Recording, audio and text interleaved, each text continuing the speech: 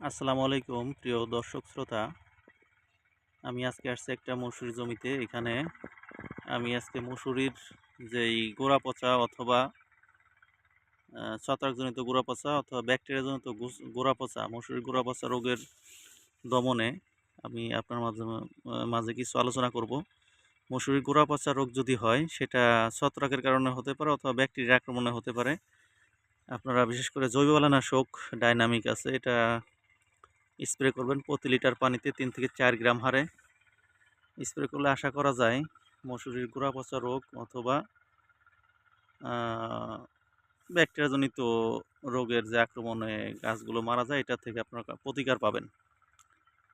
আর যাদের মসুরি এরকম আছে, একটু দুর্বল আছে গাছগুলো, আপনারা রেপার বাড়তির জন্য আপনারা বিশেষ করে পিজিআর যেগুলো আছে ওইগুলা প্রতি লিটার পানিতে আপনারা 5 মিলি হারে, আর সাথে প্রোপিনেপ গ্রুপের যে অ্যান্টাকল আছে এটাও ব্যবহার করতে পারবেন 5 গ্রাম, অর্থাৎ 16 লিটার পানিতে 50 গ্রাম অ্যান্টাকল, 50 মিলি পিজিআর স্প্রে করলে দ্রুত গাছের বাড়তি আসবে, দ্রুত গাছ বড় হবে।